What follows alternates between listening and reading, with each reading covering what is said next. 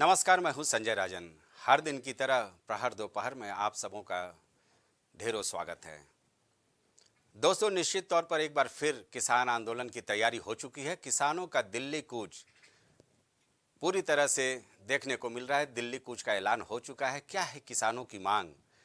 पंजाब से दिल्ली तक किसानों का घेरा। दिल्ली से सटे बॉर्डर पर बढ़ाई गई है सुरक्षा। ये किसान आंदोलन पार्ट 2 की कहानी है जो कल से शुरू होने जा रही है। किसान पंजाब, हरियाणा, यूपी, राजस्थान समेत कई राज्यों से दिल्ली कूच करने की तैयारी में हैं। आंदोलन को चलो दिल्ली मार्च का नाम दिया गया है। हालांकि इस आंदोलन में संयुक्त किसान मोर्चा शामिल नहीं है। यह कुछ किसान संगठनों का प्रदर्शन है, लेकिन फिर भी किसानों की तैयारियों को देखते हुए पुलिस प्रशासन कोई भी रिस्क लेने के मूड में नहीं है। गाजियाबाद के यूपी दिल्ली बॉर्डर के इतिहास के तौर पर आने जाने वाले सारे रास्तों को बंद कर दिया गया है। हालांकि फ्लाईओवर के ऊपर रास्ता आने और जाने के लिए खुला हुआ है। बता दें कि किसानों की सबसे खास मांग है एमएसपी की। किसानों के ये दिल्ली पिछले में 2 साल हुंकार, प्रदर्शन से मुश्किल में सरकार, प्रशासन की व्यवस्था टाइट, किसान कैसे करेंगे फाइट। दिल्ली की सड़कों पर एक बार फिर जय जवान जय किसान के उद्घोष से सरकार की नींद उड़ने वाली है। किसान अपनी कई मांगों को लेकर सड़कों पर प्रदर्शन करने को आमादा दिखाई दे रहे हैं। रिपोर्ट से पता चल रहा है कि पंजाब, हरियाणा, राजस्थान, उत्तर प्रदेश, केरल और कर्नाटक से किसान दिल्ली आ रहे हैं। इन किसानों की तादाद 20,000 के करीब होने का अनुमान लगाया जा रहा है। किसानों के विरोध प्रदर्शन को लेकर पंजाब, हरियाणा के बॉर्डर सील कर दिए गए हैं, जबकि दिल्ली में सुरक्षा कड़ी कर दी गई है। सड़कों पर लगाए बड़े बड़े कंक्रीट के बैरिकेड्स, शंभू बॉर्डर किया बंद, पंजाब हरियाणा की सीमाएं सील। किसान संगठनों का कहना है कि हमने आंदोलन किया तो सरकार ने कृषि कानून वापस ले लिए थे और वादा किया था कि एमएसपी और बिजली की दरों, कर्ज माफी पर बात करेंगे, लेकिन 2 साल से उन्होंने हमारी कोई बात नहीं सुनी। ऐसे में इस आंदोलन में केंद्रीय मंत्री चंडीगढ़ बात करने चले जाते हैं। यह सिर्फ सरकार का नाटक है। एमएसपी की गारंटी, स्वामीनाथन आयोग की सिफारिश, मासिक पेंशन, किसानों पर दर्ज मुकदमे वापस। इस प्रदर्शन को देखते हुए केंद्र सरकार पूरी तरीके से अलर्ट दिखाई दे रही है। सरकार प्रदर्शनकारी संगठनों के दलों से मिलकर प्रदर्शन को हर हाल में खत्म करने की चाहत में है, लेकिन कई दौर चली इस मीटिंग का अब तक कोई नतीजा सामने आते नहीं दिखा है। प्रदर्शन को देखते हुए हरियाणा सरकार ने कई जिलों में इंटरनेट सेवाओं पर रोक लगा दी है। हरियाणा में सरकार सख्त, 7 जिलों में इंटरनेट बंद। कैथल, फतेहाबाद, सिरसा, हिसार, जींद, कुरुक्षेत्र, अंबाला। किसानों के प्रदर्शन के लिए सरकार ने इंतजाम पुख्ता कर रखे हैं। देखना होगा कि क्या किसानों को दिल्ली कूच करने से सरकार रोक पाएगी या फिर किसान दिल्ली में सरकार के होश फाख्ता करेंगे। Bureau report, prime TV. किसानों के दिल्ली में जाहिर सी बात है, किसान एक बार फिर आंदोलनरत हैं। याद होगा 2020-2021 का वो मंजर, किस तरह से किसानों ने पूरे दिल्ली में कहर बरपाया था। लाल किला तक किसान पहुंच गए थे और अपनी मांग को लेकर के जो प्रदर्शन हुआ था, जो दंगा हुआ था, वो किसी से छुपा नहीं है। आखिर किसान इतने नाराज क्यों हैं? सरकार चाहे केंद्र की हो, चाहे प्रदेश की हो या तमाम सूबों की हो, वो दावा तो ये करती है कि किसानों के हित के लिए सरकार की नीतियां हैं, लेकिन आखिर किसान आंदोलन के लिए क्यों मजबूर होते हैं? 2 अहम मुद्दा है। स्वामीनाथन समिति, स्वामीनाथन को भारत रत्न की उपाधि से नवाज दिया गया है। किसानों में नाराजगी है कि स्वामीनाथन रिपोर्ट जो 2004 में आया था, उसे लागू क्यों नहीं किया गया। हालांकि मैं बता दूं कि 18 नवंबर 2004 को स्वामीनाथन आयोग का गठन किया गया था। हालांकि इसका नाम राष्ट्रीय कृषक आयोग था, जिसके अध्यक्ष थे एमएस स्वामीनाथन। इन्होंने कहा था कि किसानों को फसल की औसत लागत से कम 50% अधिक एमएसपी दी जाए। तत्कालिक मनमोहन सरकार, हालांकि कांग्रेस भी अब किसान आंदोलनों का समर्थन तो करती है, लेकिन उस वक्त मनमोहन सरकार थी केंद्र में, उन्होंने भी ये जो आयोग की जो सिफारिश थी उसे लागू करने से इनकार कर दिया था। किसान मजबूर हैं एमएसपी की मांग को लेकर के, स्वामीनाथन आयोग की रिपोर्ट को लागू करने को लेकर के एक बार फिर बड़ा आंदोलन की तैयारी हो रही है। माना यह जा रहा है कि 4-5 राज्य, पंजाब हरियाणा की बात तो की ही जाए, हरियाणा की तो हालत यह है कि 15 राज्यों में वहाँ धारा 144 लगा दी गई है। यूपी की बात कर ली जाए, बिहार से बात कर ली जाए, मध्य प्रदेश से बात की जाए, तमाम किसान संगठन दिल्ली कूच के लिए तैयारी कर रहे हैं अपने अपने तरीके से। यूपी की बात की जाए तो यहाँ पर गाजीपुर और टिकरी बॉर्डर को पूरी तरह से सील कर दिया गया है, बैरिकेटिंग का काम चल रहा है। किसी की कीमत पर किसानों को 2020-21 के आंदोलन की पटकथा लिखने की इजाज़त नहीं देने के मूड में है सरकार। किसानों को दिल्ली पहुँचने से रोका जाना है, तैयारियाँ की जा रही हैं, अभेद्य किले में तब्दील किया जा रहा है दिल्ली से सटे बॉर्डरों को, जहाँ से किसानों को दिल्ली की ओर आना है। जाहिर सी बात है आने वाले 2-3 दिनों तक काफ़ी मशक्क़त करने पड़ेगी सरकार को इस आंदोलन से राहत पाने के लिए या निजात पाने के लिए। जहाँ तक बात की जाए किसानों का, तो किसान भी इस बार पूरी तरह से तैयार हैं। जो किसान नेताओं से मेरी बातचीत हो रही थी उसमें साफ तौर पर यह बोला गया था कि इस बार फिर किसान ट्रैक्टर ट्रॉली समेत रसद, खाने पीने के तमाम संसाधनों के साथ अपने मोर्चे पर डटने वाले हैं। आम सभा चुनाव होना है 2024 का। लोकसभा चुनाव के मद्देनज़र किसानों का ये आंदोलन निश्चित तौर पर देश में एक नया, मैं मान करके चलता हूँ कि नया पटकथा लिखने को तैयार है। हालांकि देखना होगा 16 तारीख को यानी 16 फरवरी को देशव्यापी बंद का भी ऐलान किया गया है। यानी किसान अब किसी भी कीमत पर झुकने को तैयार नहीं है। इन सब के बीच आज एक बैठक भी होने जा रही है। केंद्रीय कृषि मंत्री अर्जुन मुंडा, पीयूष गोयल, गृह राज्य मंत्री नित्यानंद राय उस बैठक में मौजूद होंगे। ये पंजाब में बैठक होने जा रही है, किसानों को मनाने की कोशिश होगी। देखते हैं उसमें क्या कुछ रास्ता निकलता है। लेकिन फिलहाल जो तैयारियां हैं, ऐसा लग रहा है जैसे कि युद्ध का मोर्चा बनने जा रहा है दिल्ली बॉर्डर। तो हमें देखना होगा और इस तमाम समस्याओं को लेकर के हम चर्चा भी करेंगे। कुछ अतिथि भी हमारे साथ होंगे इस खास चर्चा में, जिनके जरिए हम जानने की कोशिश करेंगे कि आखिर किसान, जिसको अन्नदाता माना जाता है, और हर एक सरकार दावा करती है कि किसानों के जनहित के लिए वो एक से बढ़कर एक कदम उठा रही है, फिर कमियां कहाँ रह जा रही हैं कि किसान फिर सड़क पर उतरने को बाध्य है। अन्नदाताओं में ऐसी नाराज़गी क्या है जो अभेद्य किला के रूप में तैयार हो रहा है दिल्ली बॉर्डर, उसको कूच करना, उसको तोड़ करके दिल्ली पहुंचना, यह किसानों की मजबूरी आखिर क्या है? इन तमाम सवालों का हम जवाब तलाशने की कोशिश करेंगे इस चर्चा के जरिए। लेकिन ये तय है कि अभी हालात तनावपूर्ण है, सरकारों की नींदें उड़ी हुई हैं, चाहे वो हरियाणा सरकार की हो, चाहे यूपी सरकार की हो। दिल्ली से आने वाली तमाम सीमाएं बिल्कुल वहाँ पर तैनाती कर दी गई है, वहाँ CCTV कैमरे लगाए जा रहे हैं, नज़र रखा जा रहा है कि आखिर किसान किस रणनीति के तहत इस अभेद्य किला को भेदने की कोशिश करेंगे। तो कुल मिलाकर के ये कहा जा सकता है कि एक तनावपूर्ण स्थिति इस आंदोलन के जरिए देखने को मिल रही है। हालांकि बीच का रास्ता निकालने के लिए भी केंद्र सरकार लगातार कोशिश कर रही है। केंद्रीय कृषि मंत्री के साथ बैठक होगी, पीयूष गोयल भी रहेंगे, नित्यानंद राय जी भी रहेंगे जो केंद्रीय गृह राज्य मंत्री हैं। आज शाम 5 बजे ये पंजाब में बैठक भी प्रस्तावित है। इसमें क्या कुछ निकलता है, हल क्या किसान मान जाते हैं? लेकिन हमें ऐसा लगता है कि जो उनके मुख्य मांगे हैं कि न्यूनतम समर्थन मूल्य MSP की बात की जाए, स्वामीनाथन आयोग की सिफारिश की मांग की जाए, या ऋण माफ़ी की मांग की जाए, भारत को वर्ल्ड ट्रेड ऑर्गेनाइजेशन से बाहर करने की मांग, ये सब काफ़ी जटिल मांगे हैं जो इनके मांग पत्र में शामिल है। किसानों और 58 साल से अधिक उम्र के लिए मजदूरी पेंशन योजना 10,000 रुपये प्रति माह देने की भी मांग रखी गई है। प्रधानमंत्री फसल बीमा योजना, अक्सर भ्रष्टाचार का ये शिकायत रहा है किसानों का, इसको भी ये समाप्त करके निजी कंपनियों से सरकार के जरिए ये चाहते हैं कि ये फसल बीमा योजना शुरू की जाए, जिसमें सरकार अगर किसानों का कोई नुकसान होता है तो बीमा कंपनियों के बजाय खुद सरकार उसका भुगतान करे। भूमि अधिग्रहण अधिनियम 2013 को मूल रूप में ही राज्य सरकारों या देश के किसी भी हिस्से में लागू करने की भी इनकी मांग है, क्योंकि इसमें अलग से दिशा निर्देश भी दिए गए हैं। आदिवासियों के ज़मीन पर किसी भी तरह के कंपनी का अधिग्रहण रोक करने की मांग है। ये तमाम ऐसे मांग हैं जिसको लेकर के किसान एक बार फिर सड़कों पर उतरने वाले हैं। कुल मिलाकर ये कहा जाएगा कि आने वाले दिन वाकई सरकार और स्थानीय शासन प्रशासन के लिए चुनौतीपूर्ण है, क्योंकि 2020 और 2021 में जो आंदोलन हुआ था उसको सब ने देखा था, क्या नज़ारा रहा था। एक बार फिर उसी तरह की तैयारी देखने को मिल रही है। सड़कों पर बैरिकेटिंग लगाए गए हैं, सड़कों पर कीलें गाड़ी गई हैं जिससे किसान उसे पार न पाए। अभेद्य किले के रूप में पूरे बॉर्डर को सील बंद किया जा रहा है। भारी तादाद में सुरक्षा कर्मियों की तैनाती की जा रही है।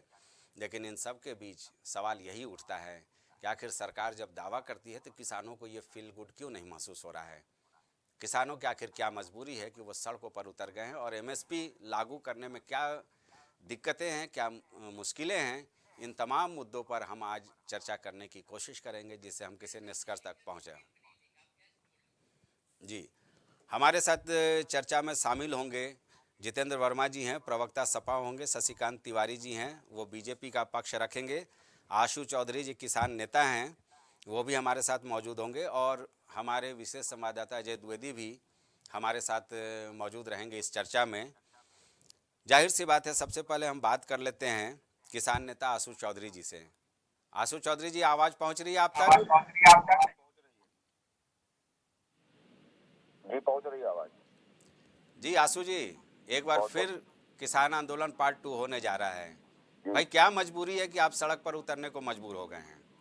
देखिए, मैं आपको जो एक पिक्चर है वो क्लियर कर दूं कि 13 महीने का जो इससे पूर्व में जो जिसको आपने पार्ट 2 नाम दिया है, पार्ट 1 में क्या हुआ ये बेहतर आप भी जानते हैं। और आपके चैनल के माध्यम से मैं पूरे देश की जनता से ये बात पूछना चाहता हूं कि 13 महीने के आंदोलन में किसी भी किसान को 1 रुपए का लाभ मिला हो तो बता दो। 750 से ऊपर किसान मारे गए इस आंदोलन में। क्या उन किसानों के घर कोई आज तक गया? कोई किसान नेता ही गया हो? कोई गया?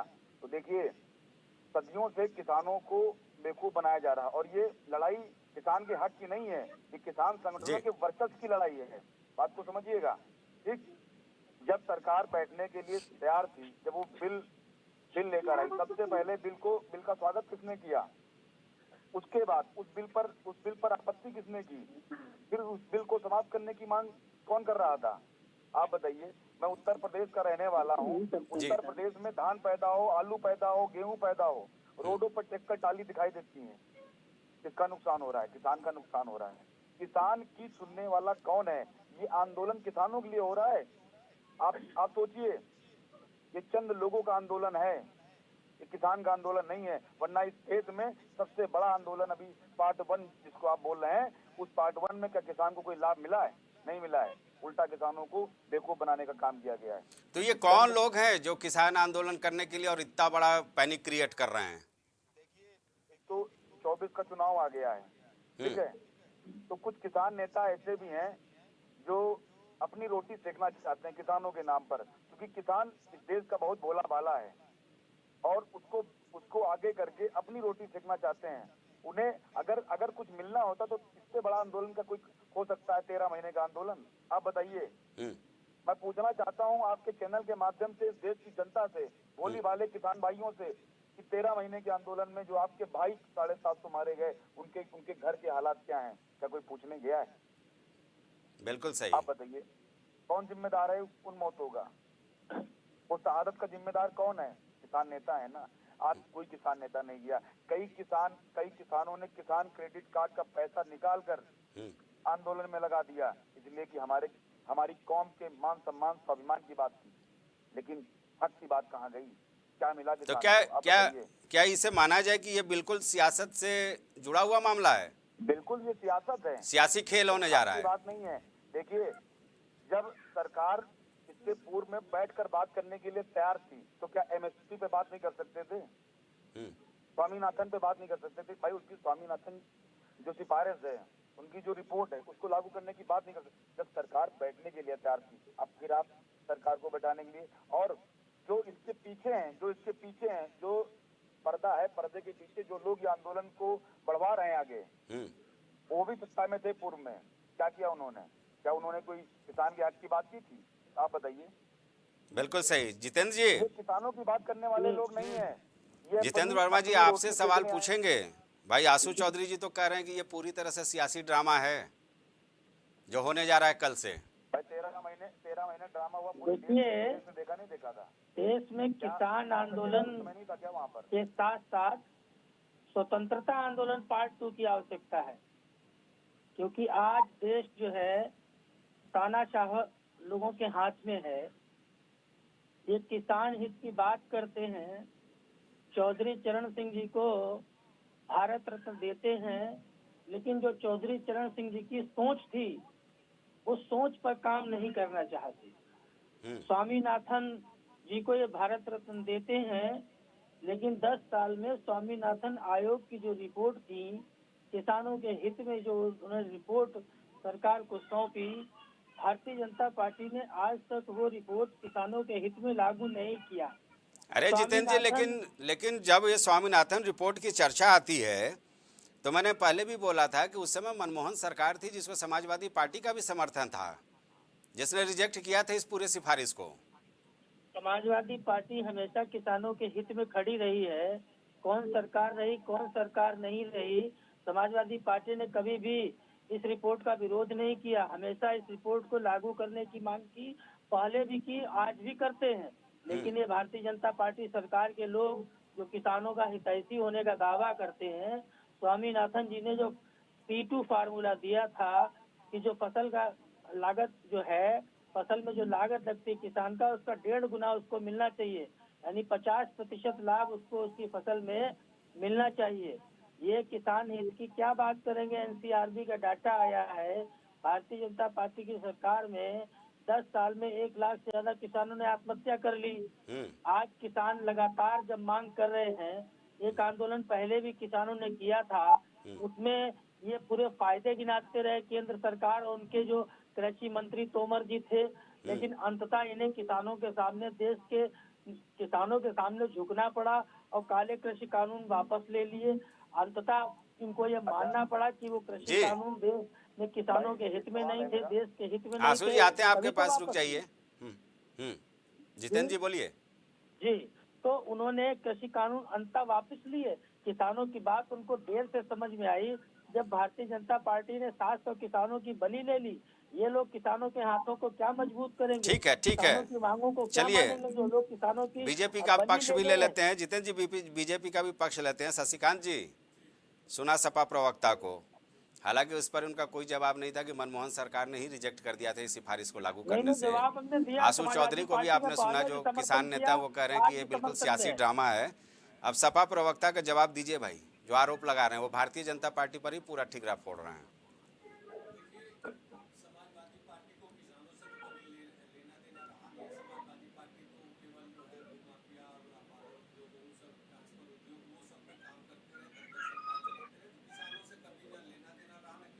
इन्होंने काम किया, एक बात। दूसरी बात, देखिए किसान आंदोलन पार्ट 1 जैसा आपने नाम दिया, तो पार्ट 1 भी पूरी तरीके से प्रायोजित था। इतना ज्यादा प्रायोजित था कि उसमें असामाजिक तत्व घुस गए थे, और असामाजिक तत्वों के घुसने के कारण किसानों की मांग तो दब गई थी, और अराजकता और तमाम तरह की विसंगतियां पैदा हो गई, जिससे देश के लोगों को परेशानी झेलना पड़ा। लाल किले पे झंडा फहराना पूरे देश को नागवार गुजरा था। ये किसान आंदोलन का काम है, किसानों का काम है, एक बात। दूसरी बात कि मोदी सरकार से अच्छा किसानों का हितैषी कौन हो सकता है।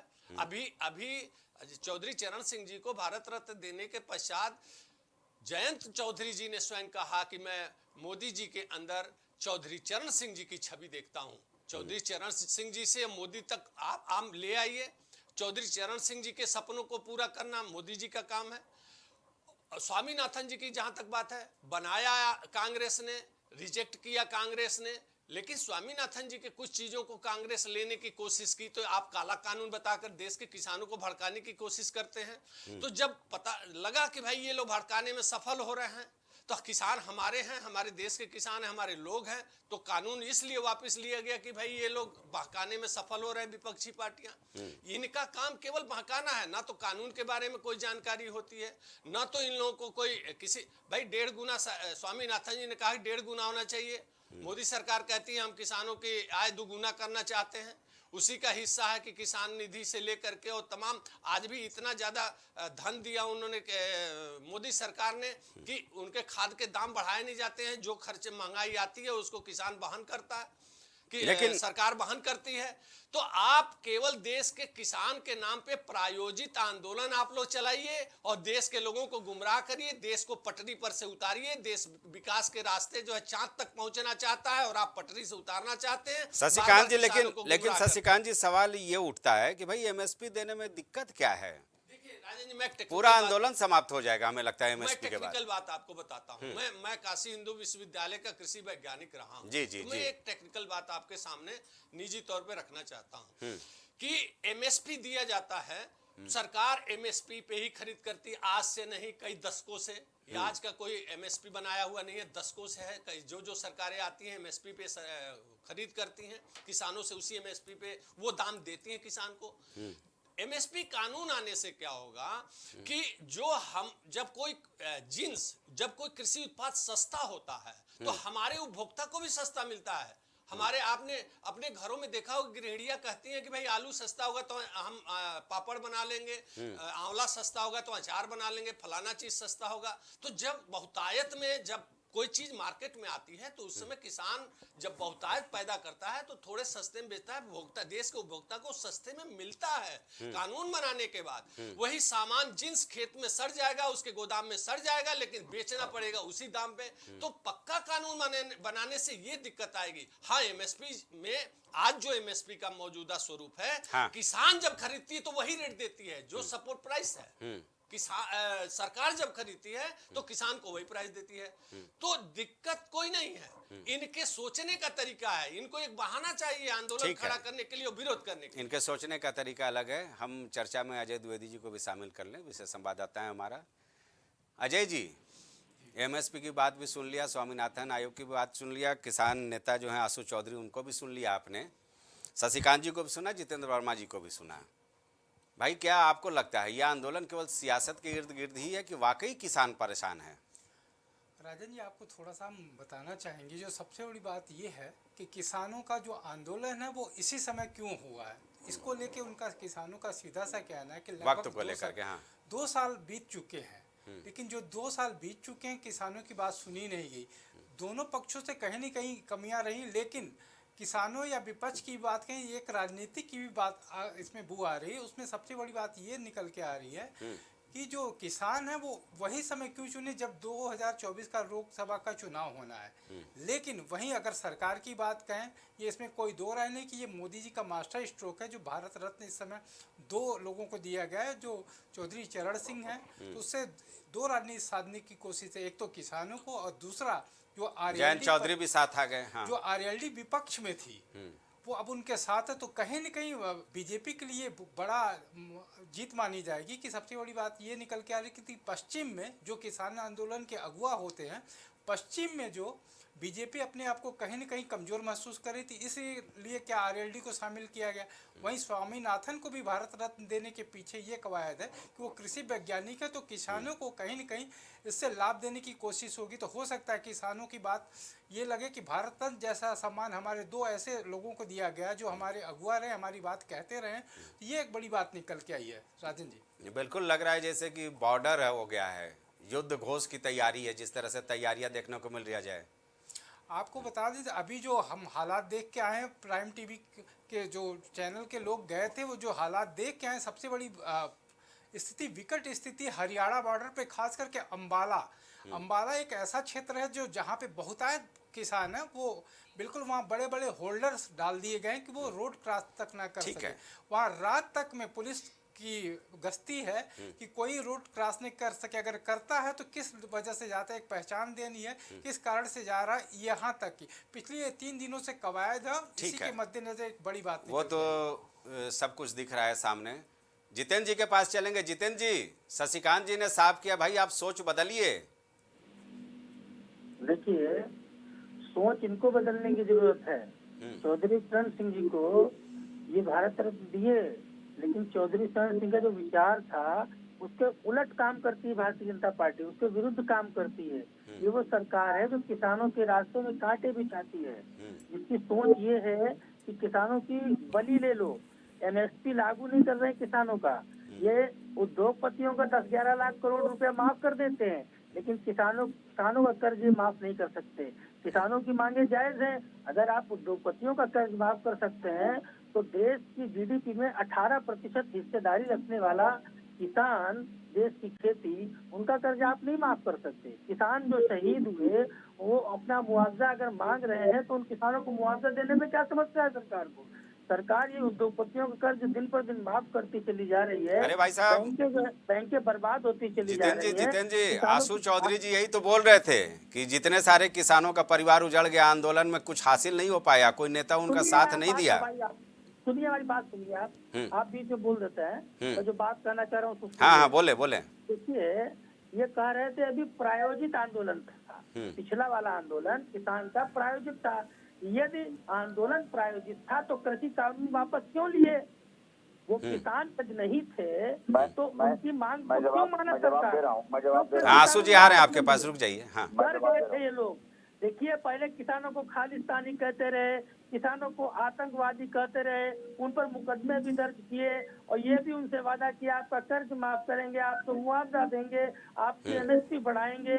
कोई वादा जब इन्होंने पूरा नहीं किया तो चुनाव है तो उसमें किसानों का क्या दोष है? आप किसानों को जो दर्ज किए फर्जी मुकदमे वापस नहीं ले रहे हो। आप आय दोगुनी की बात करते हो, लेकिन रात भर किसान खेत में अपनी फसल बचाता है, उसका नुकसान हो जाता है, उसकी लागत का मूल्य फसल का निकलना मुश्किल हो गया।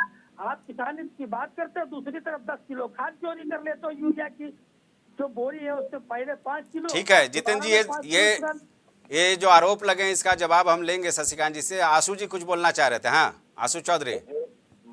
मैं एक बात ये बताना चाहता हूँ कि किसानों की जो समस्याएं हैं, मूल समस्याएं, उनको पिछले आंदोलन में किसने समझा? आप बताइए। देखिए, उत्तर प्रदेश के अंदर सबसे पहले तो आपको ये जानना होगा कितने % यहाँ पर किसान ऐसे हैं जो संसाधन विहीन हैं। ठीक है, 70% किसान ऐसे हैं जिनके पास संसाधन नहीं थे। संसाधन न होने के कारण आलू, जो भी अपना उत्पाद, धान, गेहूं, जो भी वो पैदा करते हैं उसको मंडी तक ले जाने की उनके पास व्यवस्थाएं नहीं थी। ठीक, ये बिल जो आया था, जिस बिल को काला बिल कहा गया, काले बिल से अगर जो नोट किसान को मिलता उस पे गांधी जी छपे होते ना, सरकार जो पैसा देती है आज जो मंडी में खरीद करती, उस नोट पर भी गांधी जी छपे होते हैं। तो किसान को क्या चाहिए? उसकी लागत, जो उत्पाद है, जो लागत लगा रहा है, उसके अनुपात में उसको लाभ चाहिए किसान को, और उसकी फसल खेत से बिक जाए, उसे दौड़ना ना पड़े, उसे रेंट पे ट्रैक्टर ना लेना पड़े, उसे मजदूर फालतू की मजदूरी ना देना पड़े। आपको मालूम है, अगर 1 महीने तक ट्रैक्टर लेकर वो किसान रोड पे खड़ा हो गया तो ट्रैक्टर जिस मालिक का ट्रैक्टर होगा उसको मजदूरी देगा, उसको रेंट देगा, तो वो उसका नुकसान हो रहा है कि नहीं हो रहा है? जितेंद्र जी, अरे तो सरकार को सोचना चाहिए ना। सरकार ऐसी परिस्थितियां क्यों पैदा कर रही है? क्यों नहीं किसानों का कर्ज माफ कर रही है? क्यों नहीं एमएसपी लागू कर रही है? क्यों ये 10 किलो बोरी से खाद चोरी कर ले रही है? क्यों नहीं उनको मुआवजा दे रही है? क्यों उन पर फर्जी दर्ज मुकदमे वापस ले रही? आप ही तो इसकी दावत दे रहे हैं ना किसानों को। जब किसानों के सामने आप कील बिछाओगे, कांटे बिछाओगे, गोला बारूद बिछाओगे और देश के किसान का जो 18% हिस्सेदारी है देश की जीडीपी में, उसके बाद भी उनके साथ जब अन्याय होगा, उनकी पीढ़ियों के साथ अन्याय होगा कि उनकी पीढ़ियां आने वाली भी गरीब पैदा हो, तो जब ऐसी परिस्थितियां आप बनाओगे, उनकी कोई जायज मांग को नहीं मानोगे तो निश्चित तौर पर गांधी जी ने हमको जो अधिकार दिया, जो संविधान ने हमको अधिकार दिया, हाँ। शशिकांत जी, सुना, किसान नेता को भी सुना, सपा को भी सुना, आपका क्या कहना है? देखिए, मैं इनका जवाब देने से पहले संजय जी एक बात कहना चाहूंगा। जिसको ये काला कानून कर रहे हैं उसको एक कानून को मैं समझाने की कोशिश कर रहा हूँ। एक कानून ये था कि अरे तो वापस क्यों लिए भैया? हाँ, बता रहा हूँ क्यों वापस लगे, आप जैसे लोगों के कारण वापस लिए। अरे डरपोक हो तुम लोग, डरपोक। हाँ, जवाब दूंगा, सुनिए। हेलो, कोई जवाब नहीं है तुम्हारे। धैर्य से सुनिए। हाँ जितेंद्र जी, सुन लीजिए। हाँ, देखिए बिल की बात जो कर रहे हैं वापसी की ना, आशु जी जवाब देता हूँ। आशु जी एक मिनट, शशिकांत जी बोल ले, फिर आपके पास आते हैं। एक कानून का मैं जिक्र कर रहा हूं कि जिसमें था कि किसी भी प्रदेश में जो भी जींस पैदा होता है, जो भी कृषि उत्पाद पैदा होता है, तो नए कानून के तहत जो क्वारंटाइन लॉ बहुत सालों से लगा हुआ है, देश की आजादी के बाद से लगा हुआ है, क्वारंटाइन लॉ बोलते हैं उसको, उस क्वारंटाइन लॉ के तहत इस स्टेट का किसान अपना उत्पाद दूसरे स्टेट में स्वयं ले जाकर नहीं बेच सकता। हिमाचल का किसान सेब पंजाब में स्वयं लाके नहीं बेच सकता, आड़तिया लाके बेचेगा। उत्तर प्रदेश का किसान आलू ले जा करके मध्य प्रदेश और हरियाणा और दिल्ली नहीं बेच सकता, आड़तिया ले जाके बेचेगा। इसमें क्या था कि जो कानून ये आ रहा था उसमें यह था कि किसान स्वयं, अब जैसे मध्य प्रदेश बॉर्डर पे इलाहाबाद, फतेहपुर, कौशाम्बी, मिर्जापुर, सोनभद्र के लोग हैं, वो मध्य प्रदेश में किसान स्वयं ट्रैक्टर पर लाद के ले जाते बेचते। गाजियाबाद और उधर नोएडा के आसपास के जितने जिले हैं वो सब स्वयं दिल्ली ले जाकर, हरियाणा ले जाकर के अपना सामान बेचते। इसी प्रकार से पूरे देश में ये खुल जाता। इसको इन्होंने काला कानून कहा और इसको समझाया कि किसानों जल्दी आंदोलन करो, नहीं तो काला कानून आ रहा। ठीक है, कानून वापस इसलिए लिया कि मोदी, ये देश के लोग मोदी जी के लोग हैं, अब मोदी सरकार के लोग हैं, अपने लोग हैं, मोदी जी सबको अपना मानते हैं। और आप अब बहकाने में सफल हो गए तो लगा कि भाई ठीक है, आज की तारीख में इसको वापस ले लो। जिस दिन हम समझा लेंगे किसानों को, फिर ये किसान जब कहेंगे कि इस कानून को लाइए, तो अब ये कानून आएगा, ये किसानों के हित का कानून है। इसकी वकालत स्वामीनाथन जी भी करते थे। आपको जानकारी नहीं, आप लोग अराजक लोग हैं, अराजकता फैलाते हैं, अराजकता से काला कानून बताते हैं। आपको काला कानून कहने में शर्म आनी चाहिए। उससे कितना भला होगा किसानों का आपको पता नहीं है, इसलिए वापस लिया। ठीक है, ठीक आप है, भड़का रहे थे। हाँ जितेंद्र जी कुछ बोलना चाह रहे हैं, बताएं।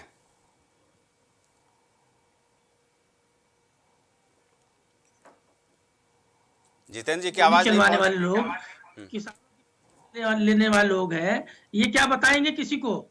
ये किसान हित की बात कर सकते हैं क्या? मोदी जी इतना डर गए किसानों से, उनको फायदे गिनाते गिनाते परेशान हो गए। अरे जिसके लिए कानून आया उसको पसंद नहीं है, उसके हित का नहीं है, उसको लगता है आप हमको कोई चीज दे रहे हैं, हमें लगता है हमारे हित की नहीं है तो हम विरोध करेंगे। किसानों को लगा कि हमारे हित का नहीं है, उन्होंने विरोध किया। लेकिन आपने क्या किया? गोली चलवाया, आपने क्या लठ चलवाया, आपने रबड़ का गोली चलवाया, आपने आंदोलन को जबरिया खत्म करने का प्रयास किया। लेकिन क्या हुआ? अंततः आपको किसानों के सामने झुकना पड़ा, आपको कानून वापस लेने पड़े। आप किसान से बड़े हो जाएंगे क्या देश में? ठीक है पूरे जितेंद्र देश जी, को खिला पिला जी। हाँ ठीक है, लेकिन आशु चौधरी का राय तो अलग ही हो रहा है। उनका कहना है कि ये जो चंद किसानों का ही आंदोलन बन करके रह गया है। अरे भैया, तो क्यों उनकी मांग आप मान ले रहे हैं? आप बताइए, अगर चंद किसानों की मांग थी, मैं आपने जवाब दे घुटने रहा हूं, क्यों सुनिए। टेक दिए किसानों के सामने? सुनिए, लेकिन वो किसान सुन नहीं लीजिए। थे। अगर बिल वो आशु खराब चौधरी था, किसान नेता है, वो आतंकवादी बोल रहे हैं करते कुछ, रहे। सुन लीजिए। बात जितेंद्र जी, सुनिए जितेंद्र जी, जवाब दीजिएगा। सुनिए, वो बिल खराब था, बिल खराब था। बिल जब आया तो उसका स्वागत किया गया। ठीक, इस देश के आप चले जाइए किसानों में तो 70% किसानों को बिल के बारे में जानकारी नहीं है। उन्हें जो गुमराह किया गया, बिल में कुछ कमियां थी, मैं मानता हूं, उन कमियों को दूर कर दिया जाता। जितेंद्र भाई, शादी हो गई ना आपकी, अगर बीबी ने सब्जी बना दिया हो और नमक तेज हो गया हो तो क्या करोगे आप? उठा के सब्जियां फेंक दोगे क्या पूरी? भैया है? ऐसा है ना, ये जो किसान क्या करोगे? कानून लाए थे, अगर सब बिल में अडानी संशोधन अंबानी से करके वो बिल व्यापारिक लागू होता समझौता करके तो लाए थे उत्तर आप प्रदेश का लोग। किसान जब आज किसानों रोडों को पर इस बात की ट्रैक्टर लेकर खबर नहीं लग खड़ा गई, होता, तब आप उसके खेत से तब आपका उत्पाद विरोध बिकता। हुआ है। आज जो सुनिए, कॉन्ट्रैक्ट फार्मिंग आज से हो रही है। चले जाइए गांव में, साहूकारों से उधार लेकर आधे गांव का किसान खेती करता है। आज से कॉन्ट्रैक्ट फार्मिंग हो रही है, आज से हो रही है, बताइए ना।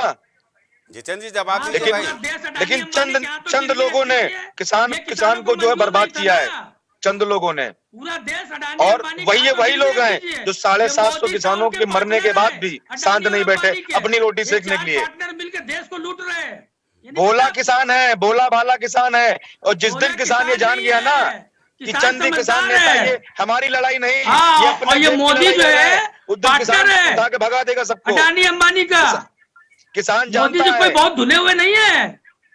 हाँ ठीक है, शशिकांत जी भाई, जितेंद्र जी कुछ सवाल खड़े कर रहे हैं। मैं एक बात कहना चाहता हूँ। देखिए, समाजवादी पार्टी की जब सरकार हुआ करती थी तो एक झांसी के सांसद हुआ करते थे, पूर्व सांसद अभी हैं। एक ही व्यक्ति जो समाजवादी पार्टी के करीबी थे, वो पूरे उत्तर प्रदेश का धान भी खरीद लेते थे, गेहूं भी खरीद लेते थे। भैया, इस पे कुठाराघात हो रहा था, इसलिए ये लोग बिल बिलाए हुए थे। झांसी के एक पूर्व सांसद उत्तर प्रदेश के सारे जिलों के जो खरीद होती है एमएसपी पे, सारी खरीद वह व्यक्ति अकेला करता था। इतना बड़ा वो खरी एमएसपी माफिया था वह व्यक्ति, आज भी है वह व्यक्ति। और यह लोगों का एक काकस था, कोऑपरेटिव पे काकस बनाए हुए थे, ये किसानों पे काकस बनाए थे, ये खरीदारी पे काकस बनाए थे। इनकी काकस टूट रही थी। पंजाब में जिनकी काकस टूट रही थी वह परिवार, एक ही परिवार पूरे पंजाब का धान और गेहूं खरीद लेता है, उस परिवार का काकस टूट रहा था। अच्छा। महाराष्ट्र में एक ही परिवार शरद पवार, उन्हीं के लोग सारे धान गेहूं खरीद लेते हैं। इन लोगों का काकस टूटने के ठीक है, कारण ये वक्त कम है। मैं चाहूंगा शशिकांत जी कि क्या कोई ऐसी नीति देश में आने वाले दिनों में नहीं बने जिससे किसान और किसानों की जो परेशानियां वो दूर हो सके? बिल्कुल बन सकती है। विपक्ष को अगर किसानों की चिंता है तो आए, सरकार के कृषि मंत्री के साथ बैठे, प्रधानमंत्री के साथ बैठे, उत्तर मुख्यमंत्रियों के साथ बैठे और अपनी अच्छी राय लेकर आवे, किसानों के हित की राय लाए। इतनी अच्छी सरकार कहाँ मिलेगी जो विपक्ष के बातों को मानता है? ठीक है, आपने छोटा सा उदाहरण जितेंद्र जी का भी पक्ष ले लें। जितेंद्र जी, किसानों की तमाम समस्याएं हम लोग भी देखते हैं, सुनते हैं, समझते हैं। ऐसा लगता है कि बहुत सारी चीज़ें ऐसी हैं जो निचले तबके के किसानों से ऊपर की बात होती है। आप भी चाहेंगे कि किसानों के लिए कोई ऐसी नीति बने कि इस तरह का आंदोलन की नौबत ही ना आए? को किसी नई नीति की जरूरत नहीं है। स्वामीनाथन आयोग की रिपोर्ट्स लागू कर दीजिए, और जो किसान जो हमारे मांग लेकर बैठे हुए हैं, एमएसपी आप लागू कर दो, उनका कर्ज माफ कर दो, उनको मुआवजा दे दो। दिक्कत क्या है? आय दोगुनी करने की सही में व्यवस्था करो। फसल की लागत जो है उससे 1.5 गुना और 50% उनको लाभ हो उसका, तो क्यों किसान आंदोलन करेगा? आंदोलन को आशु चौधरी के पास चलेंगे, किसान नेता हैं। आशु जी, भाई परेशानियां तो हैं किसान के सामने, बीच का रास्ता कुछ हो सकता है नई नीति ला करके? किसानों के पास परेशानी है, लेकिन उसका हल जब इससे पूर्व में उसका हल निकल सकता था तो क्यों नहीं निकाला गया? क्यों नहीं निकाला गया? आप क्या चाहते हैं? इस बात का मेरी सुनिए, मेरी सोच, मेरी विचारधारा, मेरा साथ इस देश के किसानों के साथ है, लेकिन इस बात का दावा कौन करेगा कि इस आंदोलन में भी कुछ किसानों को मिलेगा? वाकई सवाल है अजय जी। एमपी की सीटों के लिए किसान आंदोलन नहीं करेगा ना। ठीक है आशु, समय की थोड़ी बाध्यता है। अजय जी, आखिरी कमेंट चाहेंगे। वाकई इस बात की गारंटी कौन लेगा कि यह आंदोलन सफल होगा और किसानों की हर मांग पूरी हो जाएगी? ये कहना तो अभी जल्दबाजी होगा, लेकिन ये जरूर है कि जो दिल्ली बॉर्डर पे जो किसानों का जमावड़ा होने वाला है, तो कहीं न कहीं किसानों के मन में एक असंतुष्टि की भावना है। और आपको बता, जो पिछले कृषि मंत्री थे, बीजेपी डैमेज कंट्रोल करने में माहिर, इसमें कोई दो राय नहीं, और वो अपनी चीज़ों को कहने में भी माहिर है। तो इसलिए पिछली गलतियाँ इस तरह की ना हो, तो इसके लिए ये जरूर है कि वो किसान आंदोलन को बातचीत से समझाने की कोशिश करेगी। अगर वो नहीं होते तो बीजेपी ने पूरी तैयारियां कर रखी हैं कि पिछली गलतियां ना हो पाए, जिस तरह से उन्हें अपने कदम पीछे खींचने पड़े थे। इसी के मद्देनजर प्रशासन और बाकी लोगों को भी उसने वाकई वो नज़ारा न देखने को मिले जो 2020-2021 के आंदोलन में देखने को मिला था। सैकड़ों किसानों की मौत हो गई थी, तमाम तरह की चीज़ें थी। हमारे राष्ट्रीयता पर भी एक कलंक लगा था जब लाल किला के झंडे को उतारने की कोशिश की गई थी। तो ऐसा नज़ारा नहीं होना चाहिए। चूँकि समय पूरा हो चुका है, सारे मेहमानों का मैं एक बार फिर शुक्रिया अदा करूंगा। हमारे साथ इस चर्चा में रहे वो शशिकांत जी हैं, चाहे वो जितेंद्र जी रहे, आशु चौधरी। बहरहाल ये तो तय है कि आंदोलन की रूपरेखा तय हो गई है। किसान भी मोर्चाबंदी के लिए तैयार हो गए हैं, प्रशासन शासन ने भी तैयारियां पूरी कर ली है। लेकिन देखने वाली बात होती है कि आज जो बैठक होने वाली है केंद्रीय मंत्रियों के साथ, उसमें क्या कुछ निष्कर्ष निकलता है। लेकिन इतना मैं ज़रूर कहूँगा कि किसानों के लिए कोई ऐसी नीति निश्चित तौर पर देश के सामने होनी चाहिए कि आज़ादी के बाद से अब तक किसान लगातार आंदोलन करते रहे हैं, और हमें लगता है कि बड़े किसानों की बात छोड़ दी जाए तो निचले और तबके के जो किसान हैं वो लगातार परेशानियों के दौर से गुजर रहे हैं। बहरहाल इस चर्चा में इतना ही। देश दुनिया की बाकी खबरों के लिए आप जुड़े रहिए प्राइम टीवी के साथ। धन्यवाद।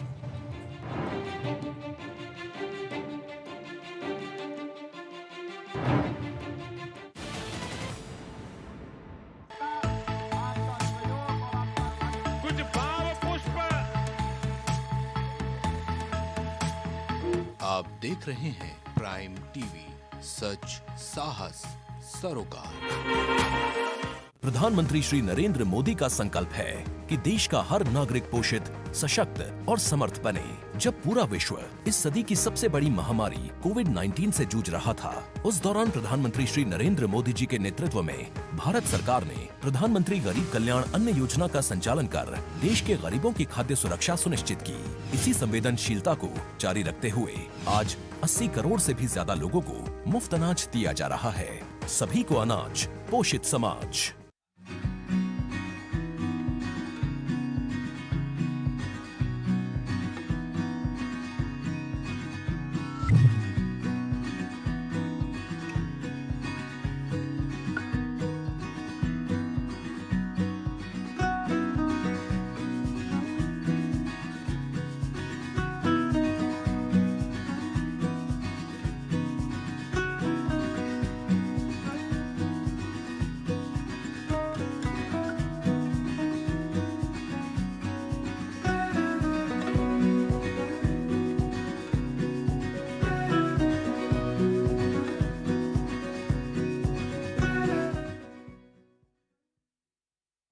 अगर आप करना चाहते हैं अपने बिजनेस को प्रमोट, तो इसके लिए आपको चाहिए होगा एक सपोर्ट।